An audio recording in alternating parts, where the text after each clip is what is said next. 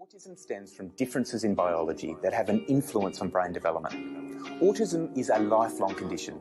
That doesn't mean that children can't make significant improvements in their language. This week on the Bedroom Talk Show, we're discussing But children don't just grow out of autism through her eyes. With your host, Crystal J. And this week, I decided to bring somebody on this panel who has autism. And let's discuss it. Let's be open-minded and let's respect her opinions. But let's have an open, honest, respectful conversation. Stay tuned. Sages can't repeat it like a secret. It could have been worse. At least you breathe. It's like I'm dreaming. But I can't wake from this nightmare. I wipe tears. They said my son can't talk. How his life fared. I was dead. You was mimicking words and making sounds. Now you frown, feeling misunderstood. Jumped on the ground, feeling down. You a whole different child. I'm like, what happened? Feel like snapping. You were so full of life. Why people laughing? Keep on dancing, son. I got your back when it's said and done. I feel your spirit. I'll be right by your side while they making fun. Thank you, son. You teaching me patient. My thinking different. People wicked. They be calling you special. I call you gifted. Won't forget it. My whole life changed after a visit. I was lost. The doctor said you're autistic. Listen, I'm thankful for God and all his blessings. As a parent, I think about life from my son's perspective. I want to know, when they stare in your face, do you feel afraid? I'm not ashamed. Many might call you strange, just how they made. I want to know, do you know I'm your dad? Do you feel neglected on holidays? Do you feel any joy? Do you open presents? I want to know, do you get bullied from other kids? If I die, where would you go? Where would you live? I want to know. Will you survive if things change? I want to know. When I'm not around, could you maintain? You nonverbal. How would I know if you feeling strange? When you cry, I want to know what's wrong to shake. Hey everybody, welcome to the Bedroom Talk Show. Today's episode is a little bit more different. We're still talking about autism, but today we're talking about it through people who have autism. We're talking through their eyes, what they like about the things they see. We're going to talk about puzzle pieces. ABA is one of the things that we're talking about. Today I invited an ABA therapist, and this is going to be a very deep conversation. Please be ready, and you guys can ask questions, and we will answer them as we go. So we're going to get right to it. Today I'm going to bring up Robin. She has over 30,000 followers on TikTok.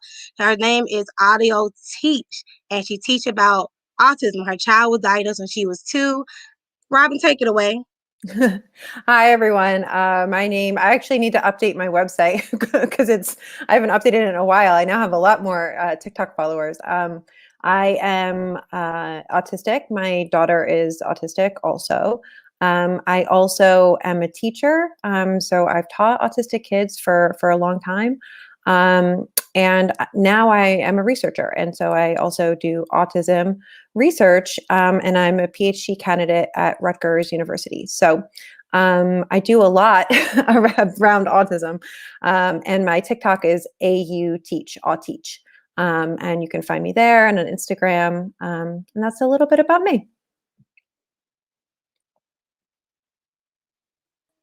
So what made you want to have this conversation today? What made you want to come on here and talk about why you probably don't or do support ABA and why you probably do or do not support Autism Speak? So I do research about ABA, and there is a lot of criticism that comes from the autistic community about ABA. People who have gone through ABA that have had negative experiences, and my own experiences seeing some really restrictive and rigid ABA when I was a teacher. And what happens with these conversations is that we have a lot of people who are hurting and have gone through a lot and have trauma around ABA. And then a lot of parents who need real information, who are asking questions and want to know, well, why don't you like it? Or, what are the criticisms of it? And the conversation tends to get very tense very quickly. And so it tends to kind of get shut down.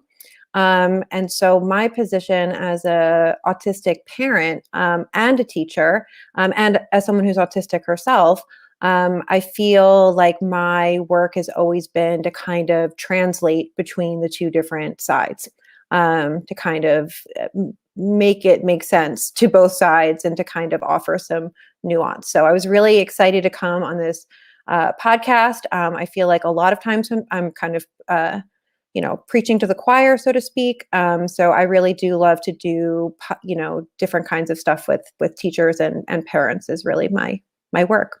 So I'm happy to be here.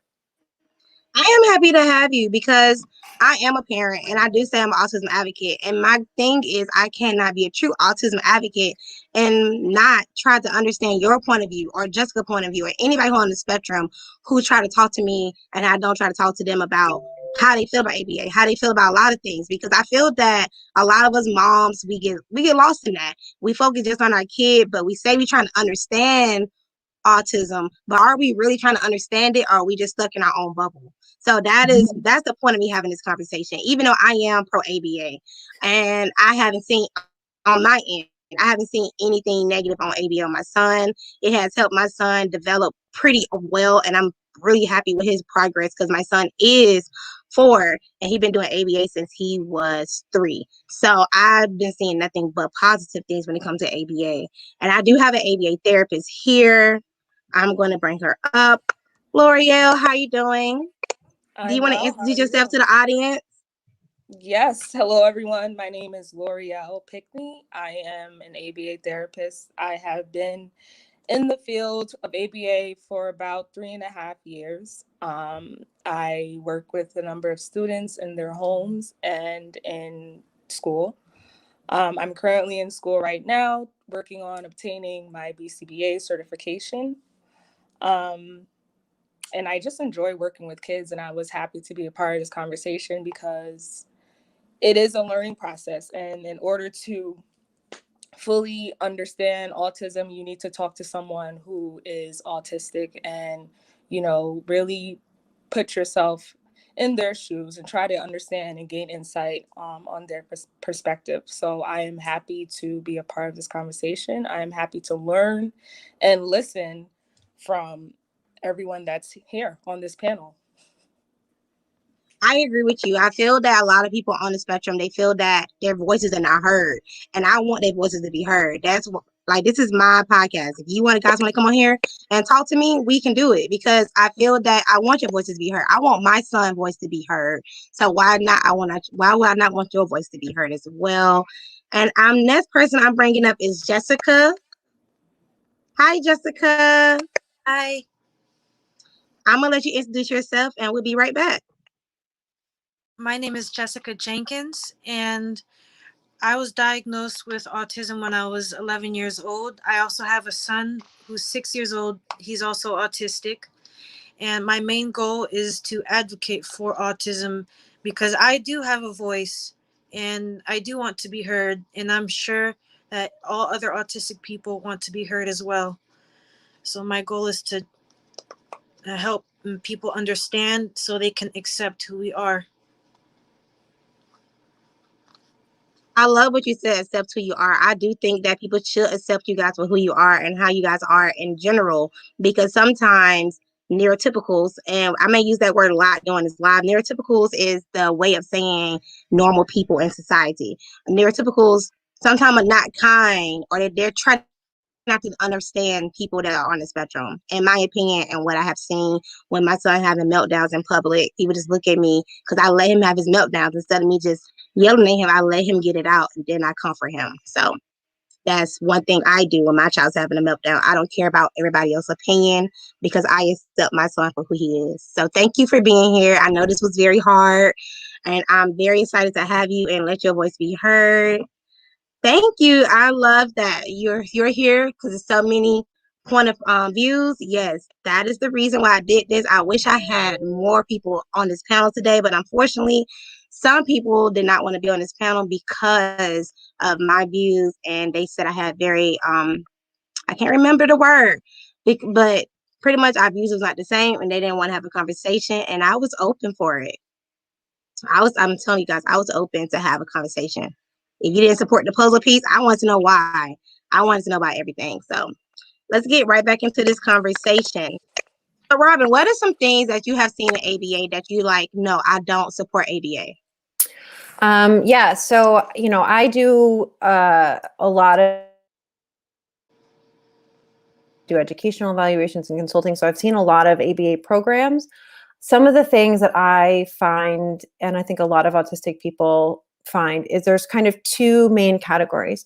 There's a problem sometimes with goals. So the goals always being to make autistic people look and act more neurotypical, even when it doesn't make them more comfortable, right? So if I need to like hand flap or whatever, right, I've seen kids be, have to put their hands down and be given, tokens or things for not moving their hands, right? What does moving your hands do negatively? I mean, there really isn't, to me, a very good reason to suppress that.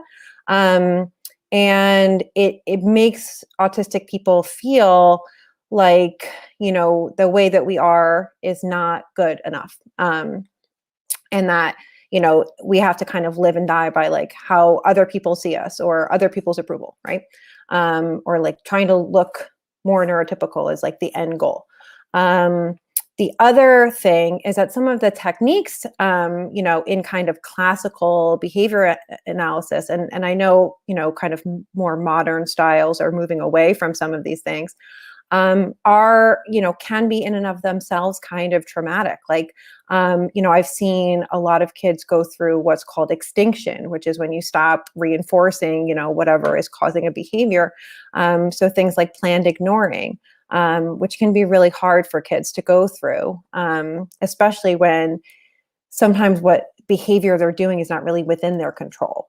So it can feel really like bad to have your caregiver or someone like stop paying attention to you because you're doing something they don't like.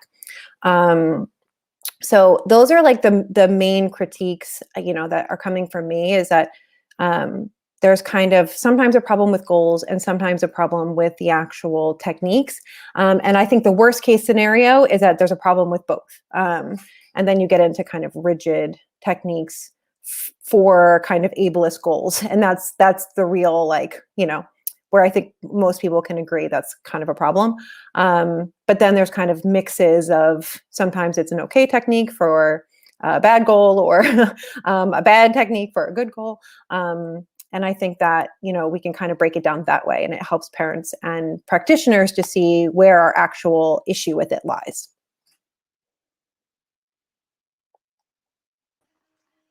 I was taking it all in because me being a mom, and like I said, I'm an advocate. I was taking it all in. I was listening, and I'm like, okay, I can see why that's a problem, because like when my son stems, and I'm going to drop the definition for people who don't know what it is, who are neurotypical. I am neurotypical, by the way. I don't have autism. When my son is stemming, I let him stem.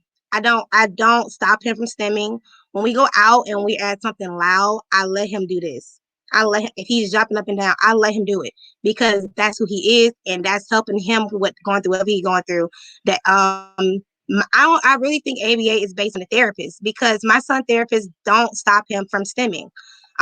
It's not going to hurt him doing this. It's not going to hurt him jumping up and down. He can be in school, he can do this. I have no problem with him doing that. I don't try, for me personally, I'm not trying to make my son a neurotypical. I am neurotypical, and I want him to be who he is. That's just my personal opinion, but I cannot speak for all other parents, because I have heard other parents say they want their kid to be normal. And I'm like, God, that's very harsh. Like, your child can understand you. Like, my son, like I say this all the time, my son is non-vocal, but just because he's non-vocal don't mean he don't understand. He has feelings. He has everything that I have. He just can't vocalize how he feels. So I try to watch what I say and what I do around my child. So that was a great point, I feel. Jessica, did you want to chime in on what Robin just said? And do anybody have any questions that the terms we're using that you guys don't understand? And the guys who, everybody's watching, thank you guys so much. I'm really happy that you guys enjoyed the panel. I'm happy you guys are enjoying this conversation. It is very important to have it. That's why I wanted Robin and Jessica here to have this conversation, because how can I talk about autism all month and not have one person, at least one person on my panel to talk about autism, and they're living through it every day? Jessica, I can't hear you. I can hear you now. Go ahead, Jessica. I'm sorry. We couldn't hear you. I think Robin brought up a bunch of points that I was planning on bringing up, and I think is great. Mm-hmm. Now I feel like I'm not the only one who sees these things, she literally took a lot off my shoulders. So there's less I have to explain now. But the main thing, I'm against it because I feel it strips an autistic person of the control of their body. Like she mentioned, they stop you from stimming. They'll bribe you with like gummy bears. You get this, stop doing this. They, they'll take your toy if you do it. Stuff like that. I don't think is effective. Not everybody's gonna stop you from stimming, but that's a lot of what goes on. When I was in an ABA classroom, I never went through the therapy, like go to a facility to the therapy, but I was in an ABA classroom, and it was always about quiet hands. It was always about make eye contact, or that means you're not paying attention. And they were always forced to make eye contact, and for most autistic people, it's very painful to do so. To me, I could pay attention without looking you directly in your eyes. I could tell you exactly what you said. I don't need to look to be paying attention.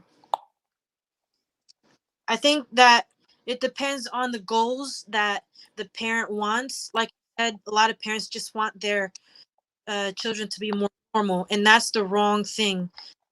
When that's your main objective, ABA will target the wrong things. They will target all the things that are not normal in their. I think that as parents, just want their kids to be normal.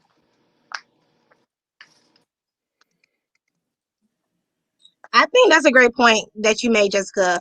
If the parent's goal is for your child to be more neurotypical, of course the ABA therapist is going to target the goals that the parent wants. But what if the parent goal is for the child to be independent? My goal is for my child to be independent. That is the number one goal. My ABA therapist can tell you that today. My goal is for my son when he get older, when he grow to be a young man, he doesn't need me. So we work on knocking on the door. We work on putting his clothes on. We work on him using the bathroom. So my goals, and that's unfortunate, is more him working to be normal in his life, not neurotypical goals, because I have took the time to learn terms. I have took the time to understand autism. So I feel like my son is in the right environment. It makes me sad to hear what you guys are saying, though. I may get kind of emotional, just a little bit. And it's funny, I wasn't expecting to get emotional during this episode, but Laura, do you have anything to add? Definitely. And somebody had a question for you too before you go. I'm not sure it's towards Robin or you. Could you go into some examples of good and bad goals and good and bad techniques? So I'm assuming that's for you since you're the ABA therapist on the panel. Well, piggybacking off of what Robin and Jessica said, I wanted to do that first because I do agree. It does depend on the therapist.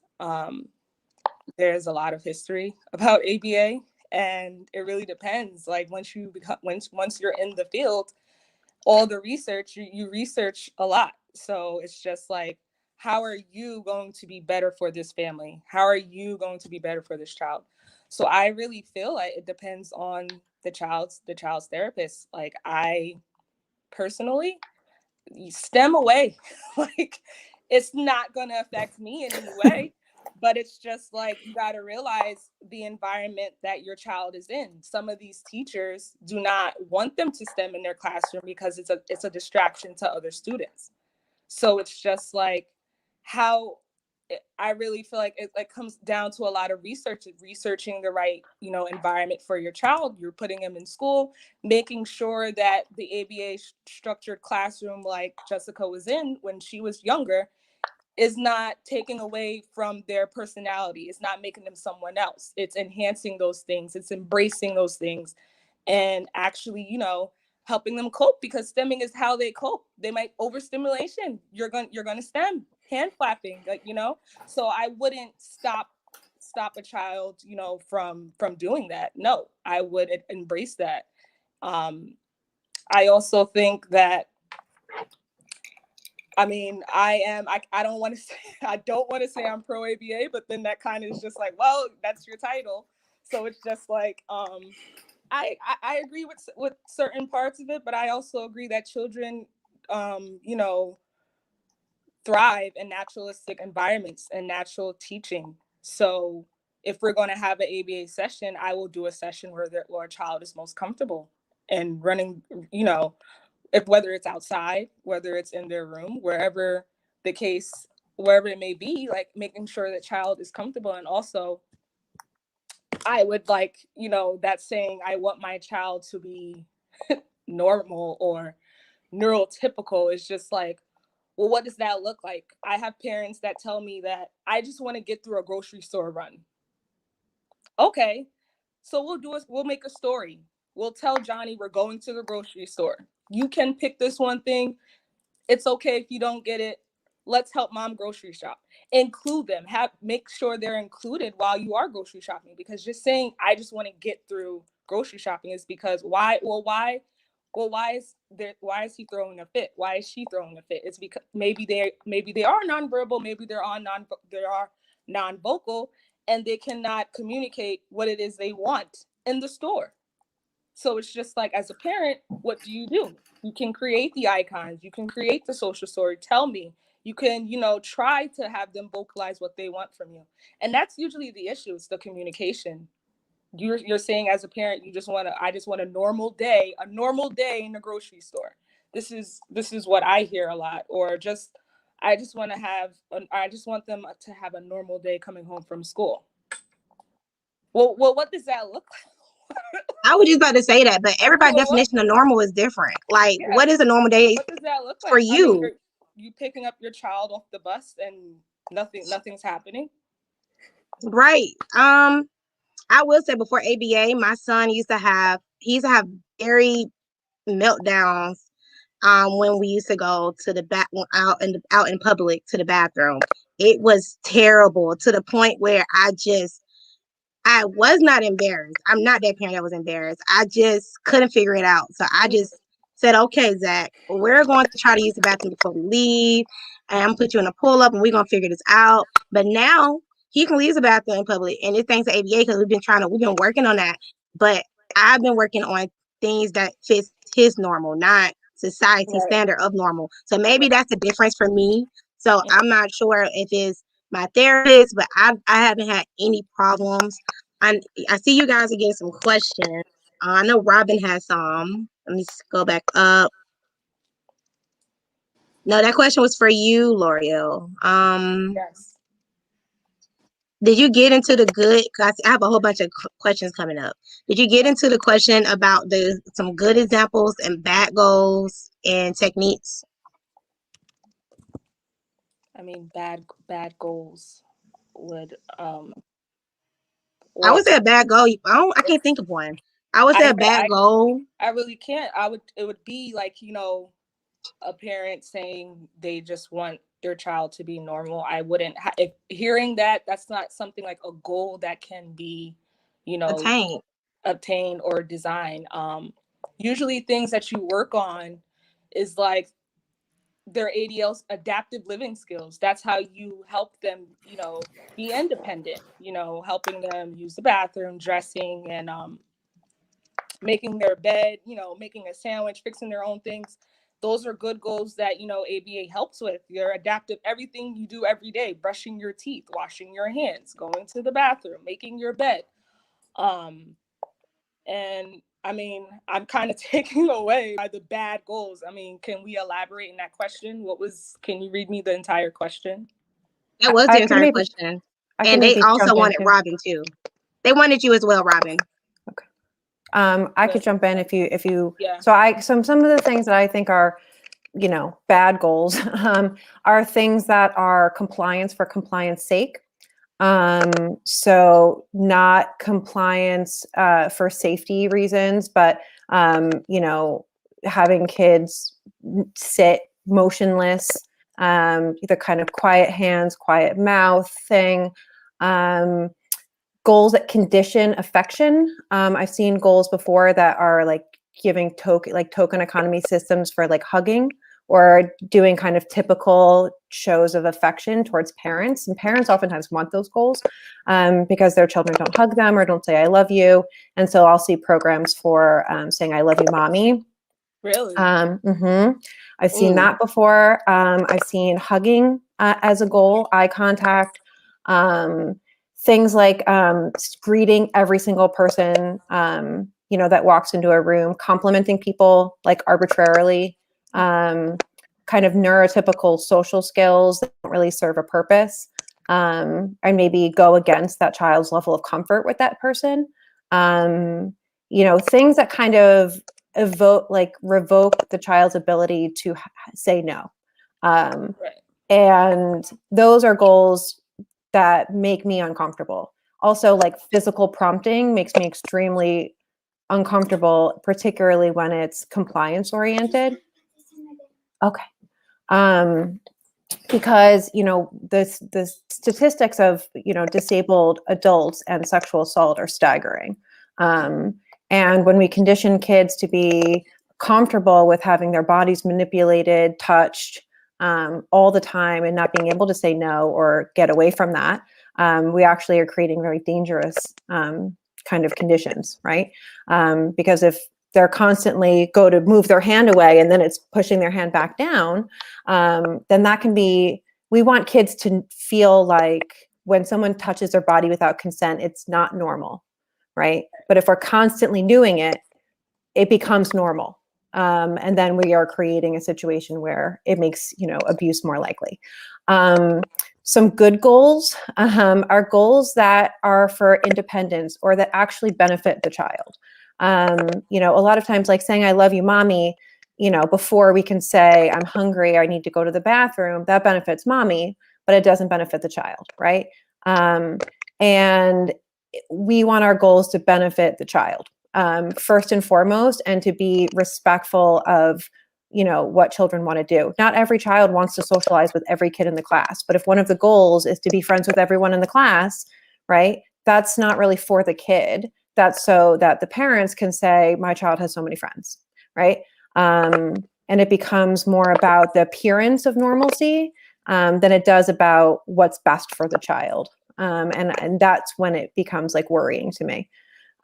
Techniques that I don't like are things like overcorrection, which is like a behaviorist technique where, instead of correcting an error, you correct it like extra. So let's say I like scribbled on a desk, you would make me clean like 50 desks, right? So I wouldn't do it again.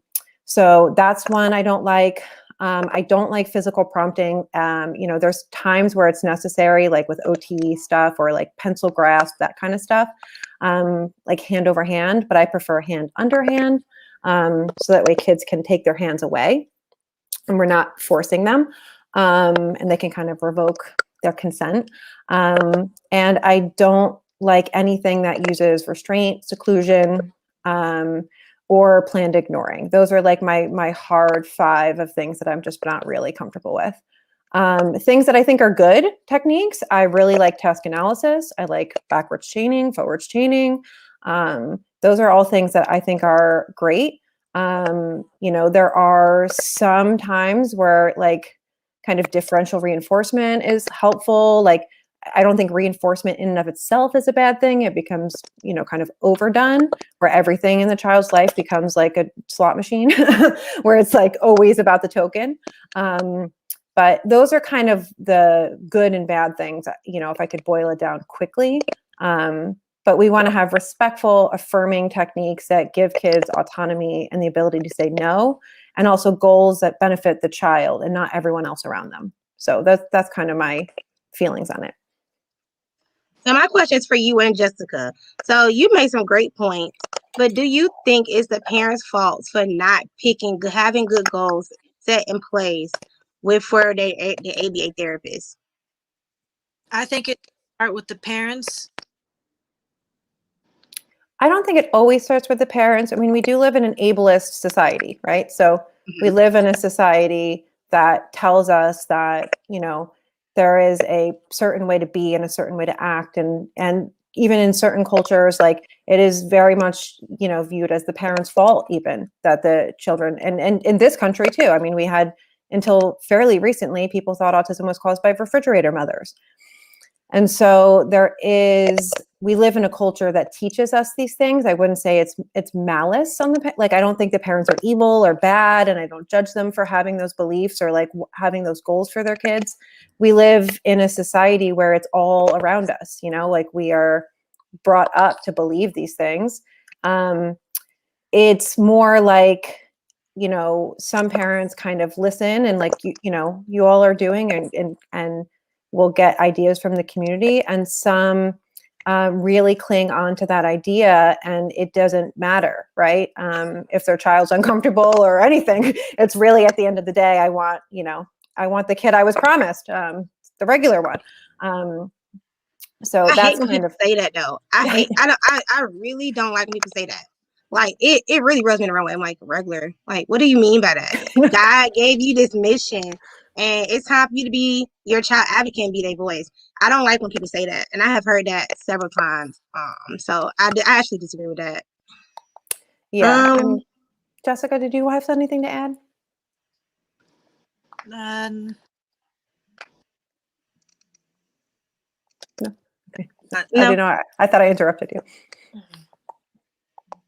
I'm trying to see if Jessica had any questions, because I have a whole bunch of questions over here. I'm trying to get to them, you guys. If I skip your question, it's not on purpose. Somebody said they wanted to get into the facts of ABA. Before I get into this question, did you want to get into the facts of ABA? Anybody want to get into the facts of ABA before we get into these questions? Because I did see that question somewhere. I can't find it, but I saw it. No? Okay, so this question said, I used to work as an ABA therapist, and it's important for parents to be aware that they may be projecting their own goals for their children instead of parents. Yes, I agree. And that's why I said my goal is for my child to be independent, and I try to keep the goals in mind with him. So that's one of my personal things that I do. Crystal, do you find your son actually wants to be independent, or you push him out his comfort zone a little? I'm gonna say yes. I do feel like I'm pushing out his comfort zone just a little, but it's not an overload. It's a step-by-step process. Like, teach him how to wash his hands. First step was him reach for soap. Now the next step is go to the knob. So everything is a baby step for him. So I don't think I'm fully pushing out his comfort zone, because if he push away and I can tell he don't want to do it, I don't push for it. If that makes sense. I hope I answered that question the way that you intended me to answer it. And Jessica, you have anything to add? I know you was very excited, so I want your voice to be heard. Yeah, I'd get nervous and then forget what to say. Don't get nervous. No, Jessica, go ahead. I told you I got you. Whatever you want to say it. I'm your support system. I'm here. I think Robin actually got out everything that I wanted to say. The biggest thing I did want to bring up is about consent and how it can potentially lead to predators coming after you. That's the biggest thing I wanted to bring up, and I'm glad that she brought that up. I always hate thinking that I'm overthinking, and when I hear somebody else say it too, it's like, oh, So I'm happy that you have somebody else here to help you along this journey, because I know this was your first time really publicly speaking. And like I told you, it's okay for you to stem. Like, prime example, anybody who's neurotypical like myself, Jessica was actually just stemming, and there's nothing wrong with that. And if you're a parent and your child is stemming, why stop your child from stemming? She's an adult. She is a designer, and she has some great work. And she was just literally stemming right there. And did that distract anybody from talking? No, it did not. I wanted to point that out just in case anybody didn't know what stemming was, because she was literally doing it on the camera. That's why I didn't remove her, because I want you guys to see that. Laura, they said great point about the parent routine. And I agree with this, Edward. It is no such thing as normal. Like, we're all different in our own way. That's why Yes. I don't say I want my child to be normal or neurotypical, because he's perfect the way he is. Trying to see if I answer all your questions. I actually have a question for Go Robin. right ahead. So Robin, I know, and the fact that she brought up plan ignoring is just like, oh yeah, I know that. But most of the time, like, I can speak on myself and what I, why I utilize planned ignoring, because, you know, depending on the child, I should say. So if I have a child that, isn't nonverbal or non-vocal, and it usually is, clear that they're doing things to get attention, to gain attention. Like, so right now it's just like spitting.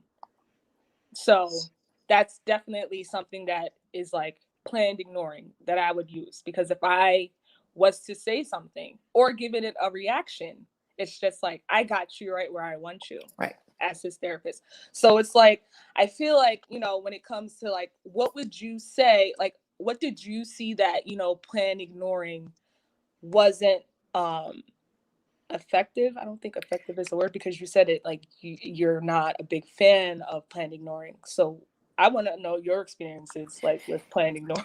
Yeah. So in this situation you're describing, I think ignoring the spitting and then working on the behavior that's causing it, right? And being proactive, and a lot of those like antecedent interventions, as you would call it in behaviorism, right? Is kind of the approach that I take with that. But the plan ignoring specifically I'm talking about is like extinction plans, particularly when kids are like in crisis.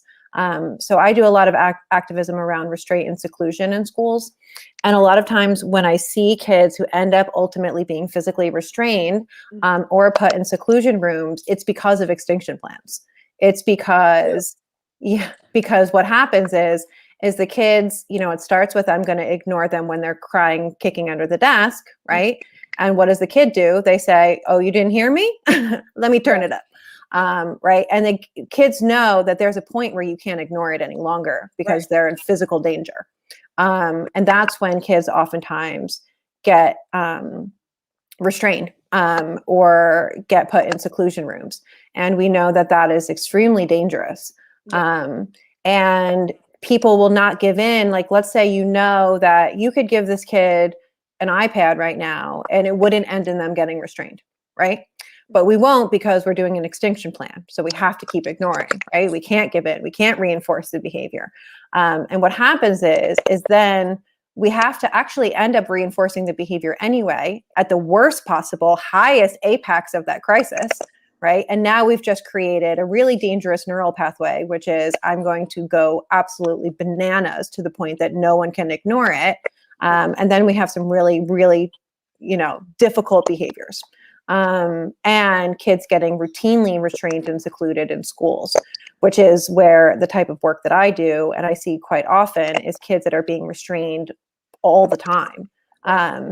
And kids die that way. I mean, truly. And it's a life and death situation. And so to me, that's when I am really not like, if you want to ignore someone spitting and say, instead we're going to do this, whatever, that makes sense to me. But what doesn't make sense to me is when you have a child in crisis and they're escalating, but you won't give in because you're doing an extinction plan, and you're just going to let them completely explode to the point where you can't ignore it anymore because they're in physical danger. And that's, what I do, I on my TikTok, I do a lot of modeling for parents of a kind of like more kind of gentle parenting informed crisis de-escalation. And, I do a lot of like sitting on the floor, co-regulating, breathing, those kind of things, which, a pure behaviorist would say I'm, reinforcing the behavior because I'm giving the attention. But I'm coming from a different approach, which is a kind of developmental approach where I am using my relationship to co-regulate and to teach those skills, and not to get it to that point, which I think sometimes the behaviorist approach can kind of force their hand, where the kids are like, well, I guess I got to do something, so I'm going to bang my head against this window or whatever. Right. And that's kind of, does that make more sense? No, yeah, definitely. I just really wanted to hear your perspective on that. Yeah, I mean, I see a lot of restraint cases that are just extension plans gone awry, and so that's kind of why I'm a little bit reticent about that. The one thing Jessica, sensitizing that goes in most ABA, where they try to desensitize you to specific sensory input that they know is uncomfortable for the autistic child. And this is something that I personally, I just needed to say this before I forgot what to say again. It's really harmful. You don't actually desensitize them from it. They just force themselves to try because they're going to get a reward out of it. But really, if it takes a major toll on autistic children, especially as they grow older, we're not really desensitized. We just learned to mask in order to make other people proud and praise us, and that's not healthy. I remember you saying that to me about the masking, and I've been like reading about it, and I wanted you to get into that as well, Jessica. But a viewer had a question for you. What strategies would Jessica suggest instead of plain ignoring? And then somebody asked Robin and Laura, what is plain ignoring? And I'm gonna give my definition on what it is. It's pretty much you ignoring your child. They having a meltdown, a tantrum, you just ignore them. That's the parent version. You just ignore them. I don't ignore my child. I comfort him and figure it out. But I have seen, like, I would say my ABA therapist said, no, it's ignore. And I don't ignore because I like to check on him. But that is what plain ignore is. But you can ask the experts and they can give you a more science definition. So yeah, I think when it comes to meltdowns, and there's a confusion. A lot of people associate them as the same thing. It's not. A sensory meltdown is due to sensory overload, whether emotional or something physical. It's intense for us. Where is is more like you didn't get your way, so now you're gonna go and act out about it. It's two different things. And tantrums, ignoring is effective because that's more of a real thing, in my opinion. Whereas meltdowns, that's not behavioral; it's neurological. We have sensory processing. That I don't agree with ignoring. I think intervention done. Like for example, me personally, I can't speak for all autistic people because not everyone is the same. But I like deep pressure, whereas some autistic, they may be hyposensitive to touch or hypersensitive. I like deep pressure. I like my weighted blanket. I like to be hugged real tight, but I don't strained. There's a difference.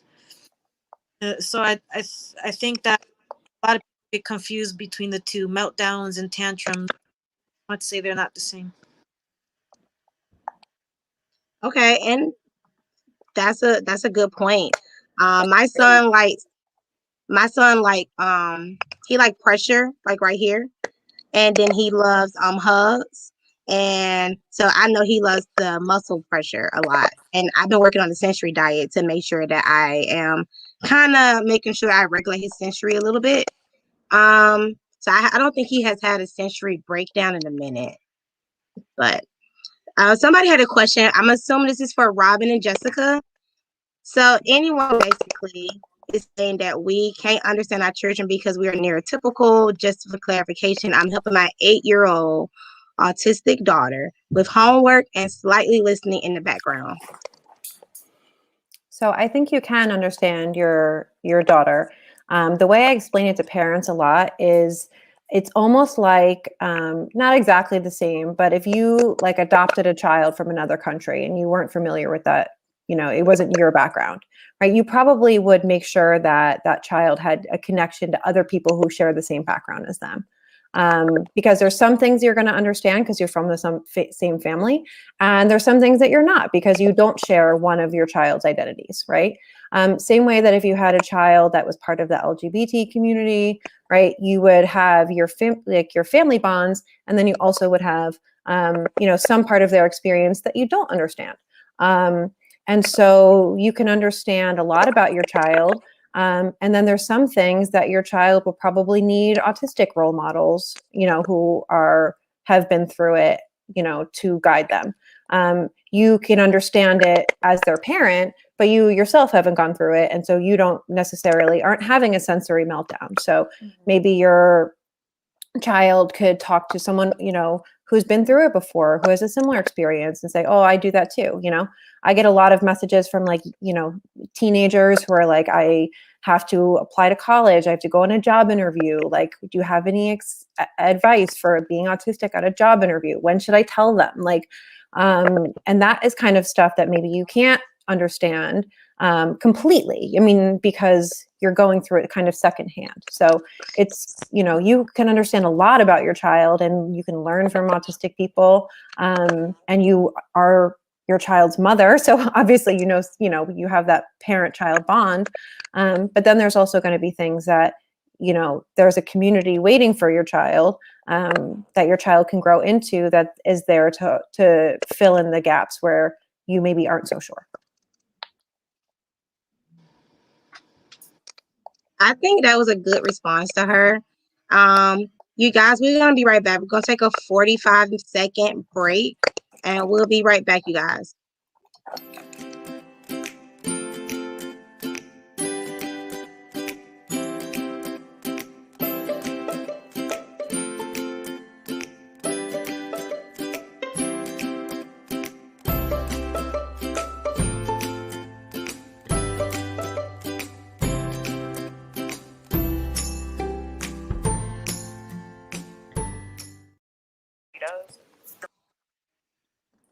Hi, you guys. We're back. I told you it's going to be a really quick. I told you guys it's going to be a really quick break, 45 seconds, as I promised, because I wanted Jessica to get back into the groove. I wanted Robin to be comfortable, and I wanted everybody to enjoy this conversation, because I think we're having a great conversation. I'm happy that everybody is agreeing with the panel I did choose. I feel like we are respecting each other's views and trying to learn from each other as well, because I'm sitting here listening to what they're saying, because they are on the spectrum and there are adults. So I'm trying to make sure I understand their point of view. And somebody asked for Jessica Instagram. This is Jessica Instagram right here. If you guys want to reach out to her or support her design business, she made some beautiful things. And check out her blog. She had to type it and I put it up here. That's how I found her, as her blog post. She was talking about how she felt, and it was very compelling, and I had to reach out, and I've been talking to her ever since. But I'm gonna get back to these questions, guys. See, you guys have a lot of questions for us and me, and I'm trying to get to them as soon as possible. I think we already answered that question.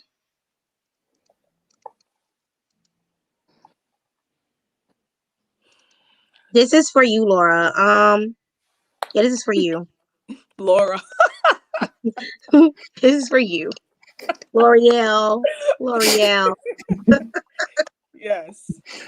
I'm so sorry. I'm missing her name. That's okay. They asking you about the other therapies. Like Okay. pretty much is All what right. they're saying. Okay, so I wouldn't say that ABA is preferable, because usually children who are autistic receive OT, they receive speech. Some might receive physical therapy. So I believe that all therapies can coexist, because as an ABA therapist, I am constantly reaching out to a child's speech pathologist. I'm constantly in contact with the child's occupational, therapist. So I feel like they can all coincide, which they should, because, working on speech for a child who's non-vocal or nonverbal, there are some programs in ABA that we can also work on identifying objects, pronouns and, full sentences, things like that. So it's really up to the parents what they, want to receive and what therapies they are looking for. There are tons of therapies out there. It doesn't necessarily have to be ABA. Some parents might go the cognitive behavioral therapy route, and then their child will still receive occupational therapy, or child will still receive speech. So I feel like we shouldn't look at it as one is preferred than the other, because honestly, they all work well together. Like, it's a collaborative thing. All therapists are constantly working together. Well, as they should be working together, but sometimes that is not the case. One therapist might think you're trying to do their job when it's just like the main priority is the child. So I think you should look at it as they can all coexist. It just depends on, what the parent wants to do. I know a kid that receives ABA in school. They receive speech at school. They receive OT at school.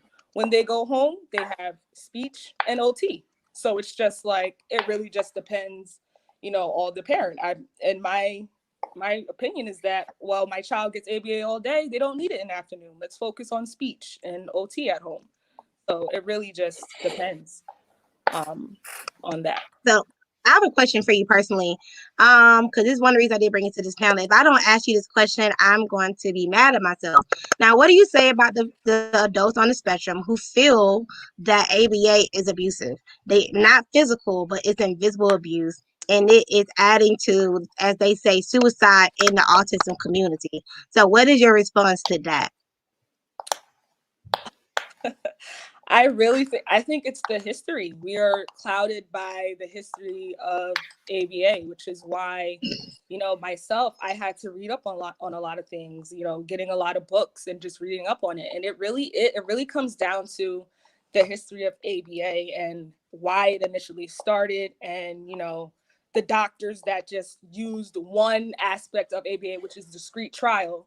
And it was just like so abusive to the, the client. Like, they would literally get electrical shocks if they did not answer correctly, or if that wasn't the answer they got. So they received negative, reinforcement. So what if a person that reads that, it's just like, oh my gosh, my child is not getting ABA therapy. But having to understand that, we have moved on from that. ABA has, strayed away from the old teachings and has moved in a positive direction. And that's why I also say it really depends on, your child's therapist, your child's ABA therapist, your child's BCBA. If they're on the same page and they understand the goals that you want for your child, and you guys can all collaborate together, there will be no problem.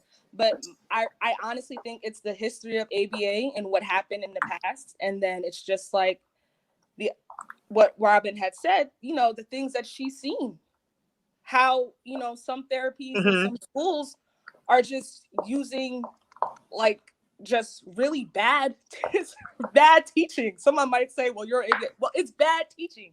That's just what it is. It really is just, it's bad.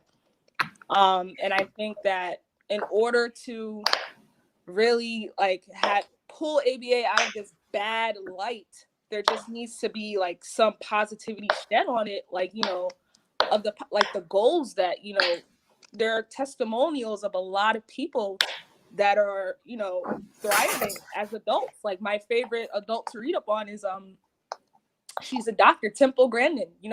I love Temple Grandin. Yes, she received, all three, therapies. She spoke on a little bit like a little ABA, but parents really focus on speech and occupational. So that's why, to answer the last question, also, they should all coexist. It just depends on, okay, let's focus on this one at this time. ABA can help in this area, speech can help in this area, OT can help in this area. So my opinion is really the history of ABA, and like, it just gives it a bad name, as with anything else. Yeah, just like since you said bad name, I'm gonna go right to it. You guys ready? Autism speak. You have a lot of people on the spectrum that don't support autism speak, and we're gonna get right into it. I told you guys I'm ready for it. So Anybody have any questions why people don't support Autism Speak? From my point of view, what I have seen is number one, the color, the light it up blue. Yeah, you light it up blue because it's mainly y'all find autism mainly in guys. That was shocking when I read that. I was like, so what about the women on the spectrum? So you're saying, and that's why people support Go Red instead. And let's talk about the puzzle piece. I support the puzzle piece, but I need to understand from Robin and Jessica, and I have pulled away from using the puzzle piece so much to respect everybody on the spectrum, and I've been trying to work on that. I heard that it was dehumanizing, and the world look at like the world, like my mom, people I know, they support autism by having puzzles on their car, and it's in a positive light. So, what are your views on the puzzle pieces? So personally, I like the puzzle piece. I'm sad that it turned into something negative in the autism community. I try not to publicly endorse the puzzle piece though, because I want to respect other autistic feelings. I know it can be a hate symbol because of the way Autism Speaks and all the other groups portray people. They portray us to be a burden. We need a cure. Most of the money that is funded to Autism Speaks is research on a cure, when we really don't need a cure. We need a more environment, and no money is going to be put towards that. And everything's going to be better. No, that's not how it works. So I know you brought up money. So 70% of when I research Autism Speak, is it goes to Autism Speak. I mean, it goes to people on the spectrum. 70%, 30% goes to the salaries and the staff, and I think that's it. I have wrote notes, y'all. I can't remember. And okay, that's all I had about Autism Speak. But I really wanted to know why. I heard you tell me that earlier. Now, Robin, why do you, if you do support Autism Speak or you don't support Autism Speak, can you tell me why? Yes. So Autism Speaks has a long kind of history, and they are responsible for a lot of the rhetoric around autism that talked about autism as a kidnapper, as a thief that stole your real child. That was kind of started by Autism Speaks. It wasn't only Autism Speaks. There was other groups like Talk About Curing Autism, TACA, DAN, Defeat Autism Now, that were very big in the 90s. But Autism Speaks really did kind of start a lot of the rhetoric of the autism epidemic, which has created a lot of what we're living in now. The ideas people have about autism being a evil child stealer and disease epidemic. The other thing is that Autism Speaks is not entirely forthcoming about what that 70% goes to. So it goes to what they're calling, kind of autism services and programs. But a lot of it goes to research programming, which does go to research about genetic links to autism, which, we could argue, I'm not here to debate anyone's, pro-life or pro-choice kind of stance, but when they do find a prenatal link to autism, I suspect it will go very similarly to Down syndrome, which our numbers of people with Down syndrome are down a lot now that we can identify it in utero. Do with that what you will. That is concerning. A lot of the money doesn't go to things that I would consider improve the quality of life of autistic people that are all here living right now. And it is not something that, really I have felt represents, the interests of the autistic community. Until very recently, they hadn't employed any autistic people. And the ones that they did were at the very bottom level. So no autistic people at the board level. Their board is comprised primarily of business people from like these big companies that are not autistic. And any organization that claims to fight for the interests of autistic people but can't seem to put a single autistic person on their board is concerning. It is. I agree. You care about autistic people and you don't I found. I was like, hire what? them yourself. Like, how are we supposed to trust you? You won't even hire an autistic person. So people are putting stats in the I see. I'm posting them for everybody can see them. Like, yes, Oh my like goodness. that was concerning to me. I'm like, so pretty much, Autism Speak is created by neurotypical people. It's ran by neurotypicals. It's nobody in the organization that to say no. My community want this. My community needs this. So, excuse me. So I do know that's some of the reason that you guys don't support them. I knew that. I just wanted to ask publicly because I wanted people come back and see why. And I do know that they do not. What finds me interesting is why they don't give grants to families who can use the money for services. Now that's a problem for me. And I researched all of this after my coloring book, and I'm like, Lord. Or scholarships, something. Right, and that's something they don't do. They make millions of dollars, actually over it, probably surpassed that. I forgot to write the number down, but they can give grants to families that need the money, like who can't afford health insurance. Like Kate, like Katie Beckett is a grant out there that people can use. But what about out when you get older, when resources stop? So that's where I think Autism Speak should that's where they should come in now. They should really come in, damage control, create grants, and I feel like they should be giving money to adults on the spectrum so they can live a neurotypical life as they want to say. Because I read some of the things they said, and I was shocked. I was like, they did not say that. I was like, what? So I personally don't support Autism Speak, but I want to see them do better because my son is on the spectrum, and I do want to see them. I do want to see them give money to the people on the spectrum. You got to start your own. Something else needs to start. I know everybody keeps telling me to start my own, but I'm kind of nervous, so I haven't. There is the Autistic Self-Advocacy Network, which is run by autistic people. It's a really great organization that does a lot of policy work. There's also Autistic Women and Non-Binary Network they put out guides for parents, they publish books, they do a lot of programming. So those are two organizations that if you are looking for another organization to support that is autistic run, would be two recommendations to check out. That's some good recommendations. Can you do me a favor and type those so I can put them in the comments? I would love that. And I've been putting, if you want to go check out Jessica's blog, you guys, this is right here, Jessica's Autism Journey.com. Please check her out. And on Instagram, it's Go Just Glow Designs.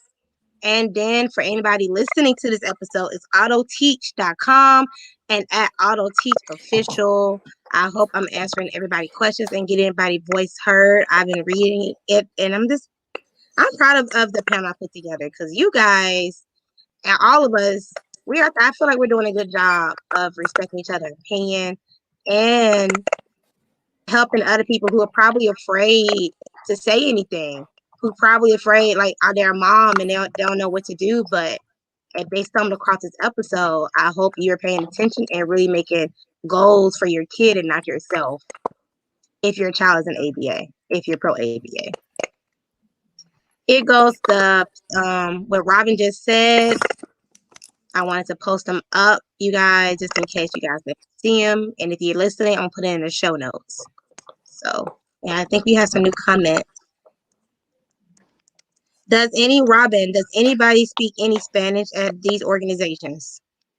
Off the top of my head, I don't know of a specific Spanish-speaking organization that's autism specific. I do know there's the National Coalition of Latinx with Disabilities, which they may have resources about an autism specific organization.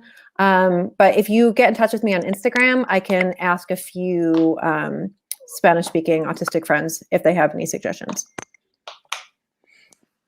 And I'm sorry about Kentucky and the waiting list on waiver 4 to 6 years. and your child can't get therapy because of the price. I'm so sorry to hear that. Have you thought about, and I hope this don't come across rude, moving to another state, applying for Medicaid somewhere else, and moving to another state where your child can get services? Just a question.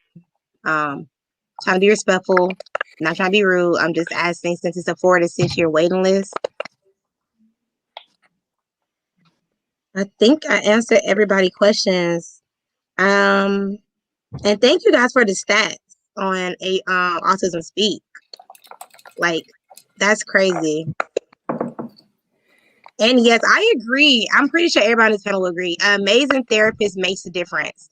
So I agree. As long as you have a good ABA therapist and not somebody who's going by the book, I think you'll be fine. Because how I look at autism, I meet one person with autism, that's one person. Everybody's story is different. One word, a million different stories. That's the best way I can describe autism in my way. Oh, thank you. I wasn't trying to be rude. I just wanted to address that because Medicaid in Georgia is a separate application. So I was just saying, or reach out to Robin and see can she help your family since y'all cannot get insurance. But we're looking to Katie Beckett. That most definitely would help. It's a lot of paperwork, by the way. Hope that answered your question. Beth, I think the name Beth, hope that answered your question. But look at Katie Beckett, research it. It's a lot of paperwork and fill the paperwork out. And I'm pretty sure somebody on this panel will help you. I have not filled out the Katie Beckett because I don't have to right now, but it's available for reasons like that.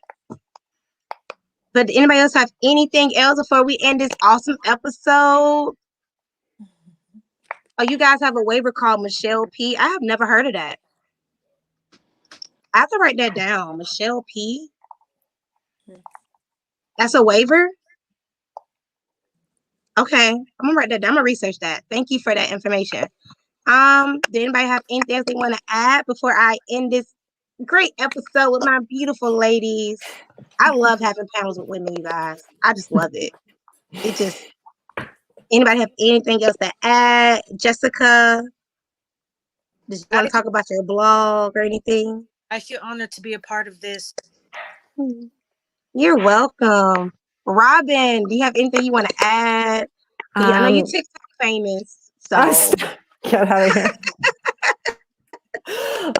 It's so funny to me. I got recognized in public like recently, and I was like, this is like weird. Someone was like, are you from TikTok? And I was like, yeah. Anyway, thank you so much for doing this. I am so happy to see people like having these conversations and in a way that is open and respectful of both, kind of sides of it. And I think we need to be doing this more. And so I really, really appreciate you kind of setting the tone for hopefully future conversations. Thank you. I think that the conversation get lost because people be so aggressive and they're not listening. They're talking, but they're not listening.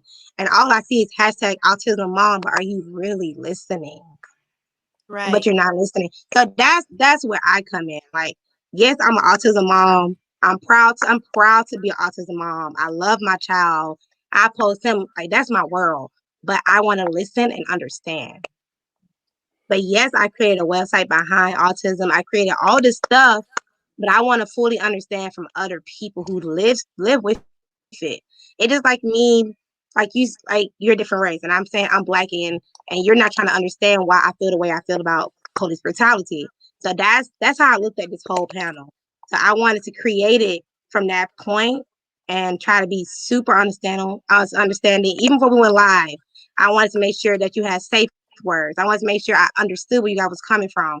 I wanted to make sure I was not rude. I wanted to make sure that this conversation was a safe place for you two, because you are on the spectrum and I understand the stemming. I understand all of that.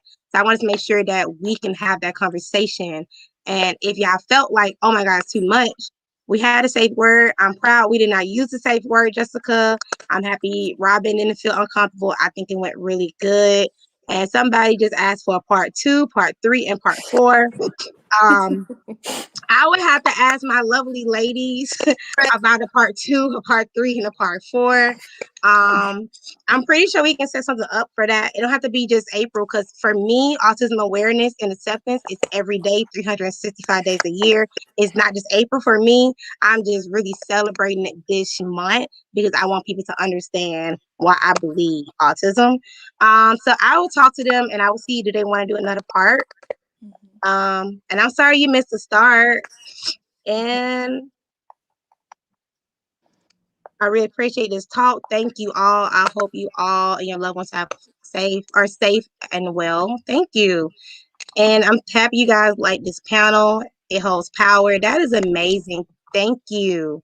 And yes, their reasons are very valid. So part 2, you guys want to do a part 2? Somebody else just asked the same thing. I'm down. Jessica, Yeah. Robin. I'm in. Okay. I'll set it up. Mhm. So next week episode, you guys, is going to be about autism. If you didn't know, it's going to be about first response. So how can we train our officers and our firefighters and people in the hospital about how to deal with people with autism? That is a conversation that need to be had. And next week, I have somebody who does that.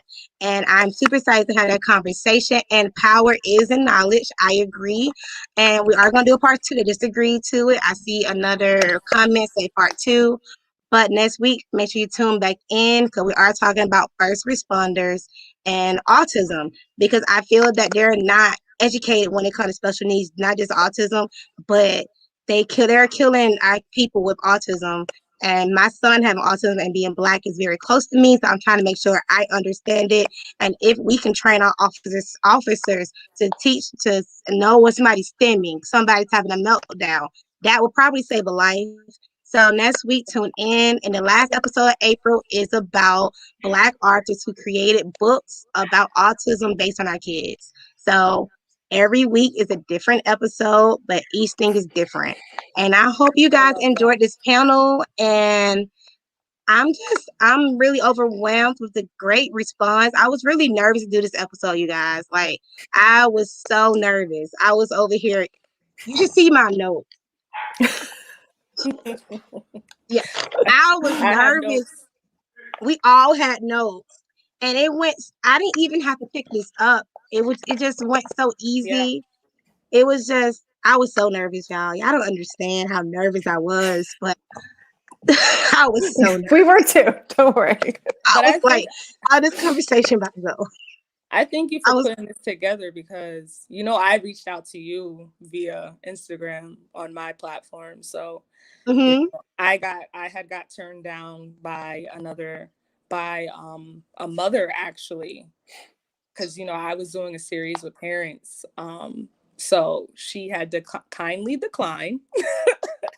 And I said, because she saw ABA in my bio. But I'm so glad that I was able to have this conversation because I feel like it will benefit me in the long run and the line of work that I do. And I just want everyone to know, like, just because I am an ABA therapist, that does not mean that will be my first suggestion for therapy. As your child's parent, like, I will talk you through the process. I will let you know there are other options out there. Feel free to research them. Feel free to, get second opinions and things like that, because there's a ton of therapies out there. So I just don't want anyone to take away, like, just because, like, my title, and if you don't agree with ABA, of course, I'm not going to force that on you.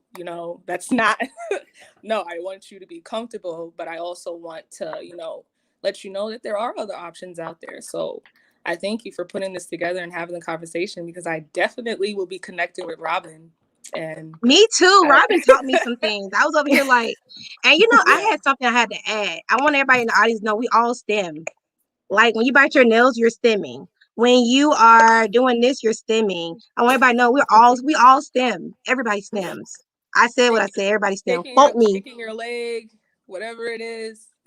Tapping your pen, that's stemming. I wanted to point that out. it was in my brain. I had to say it. And somebody asked for my website because I'm been keeping up with comments. My website is zachariahworld.com. I know I haven't said it because I'm actually listening, but it's zachariahworld.com. You can check me out. I do have some things with puzzle pieces I have been trying to revamp. So but I came to the conclusion I'm gonna support both symbols because I like both, but I try not to dehumanize anyone. I support the puzzle piece because what it represents for me and my son. But I want to put it out there for you on my website because I'm not trying to trigger anyone. I know that puzzle pieces are a trigger for some people. Oh, yeah. Paying attention. I'll tell you, I've been paying attention. I'm like, it's a lot. You say you want everybody websites. Robin is autoteach.com. Jessica, do you have a website? Yeah, my blog. It's Jessica. I remember everybody's stuff. Hold on, JessicaAutismJourney.com. And Lori, do you have a website? Yes, it's awesomegenius.com. Can you type it so I can put it in so they can see it, so they can write it down? Yeah. I want to make sure that everybody's stuff is. They can reach out to all three of you ladies if they want to. And then you gotta check out Robin TikTok, you guys, if you want to learn about some of the things she's talking about. Another parent told me about her actually. It was a whole debate. It was a whole debate about something in a group. And I said, I want to follow the people you follow on the spectrum. I would love to. And she gave me 2 of them. And I read it and I said, okay, let me go follow her. And then I was working on this panel and I said, let me ask her to be a part of it. And this is L'Oreal right here. And I think you have one more. He wants, oh yes, contact Robin. I'll put her website back up before I end the live. So give me 1 second. It's autoteach.com. I know people actually listen to this too. Autoteach. AUTEA. That's your stuff, right? Yeah. Okay. Yeah, autoteach.com. I wasn't sure because everybody spells something different. So Robin helped me so much, and I want to say I'm happy that Robin helped you today. Oh, she's talking me up. I did I know her from I did like a consulting call with her about her delightful child. Okay, I gotta follow that one too. Thank you guys for Oh yeah, Phoebe, more. that's a good point. I wanted to bring up too. There's another TikTok account. Her name is the IEP strategist, Kim Kitso. She does right now. She is amazing. She does really, really good content about like the IEP process. Really, really, really good. So I would, for parents especially, she breaks down like everything with the IEPs. And that is like dope. Professional advocate. She's really, really cool. And her and I are actually are working on like a collab thing. So I cannot wait. I can't wait because my son is IEP, but I got that on lock. I haven't been playing, but I can't wait. I just followed her. And thank you guys for that great tip. If you know anybody else that I should follow on TikTok that is an autism advocate or teaching me something new, I'm all for it. You going to another? Oh, you're talking to Robin. My bad. Anyway, you guys. I enjoyed this episode, and I want to say thank you, ladies, for being on this panel, especially L'Oreal. Thank you. Because I wasn't sure you was going to be thrown in the fire today. I was not sure. But I'm happy you wasn't. And Jessica, thank you so much for being a part of this panel. I know that you was very nervous, and I want to say you did a great job. And I'm sorry, I like to give awards. So I'm gonna clap for you. So I'm happy that you did it, and you did a really good job. And Robin, thank you so much for being able to come on this platform and teach us about the good and the bad of ABA from your point of view and from you having autism and telling us some of the goals that parents should strive for and should work towards when we put our kids in ABA, if that is our choice. And that's it. And you guys, I'm Crystal J, and make sure you come back next Monday at 7 o'clock Eastern Standard Time for that next episode. That is very important because I want to hear your guys' voice because we're talking about first responders. So see you next week. Bye, you guys. Bye. Shit, my thinking different. People wicked, they be calling you special. I call you gifted, won't forget it. My whole life changed after a visit. I was lost. The doctor said, you're autistic. Listen, I'm thankful for God and all his blessings.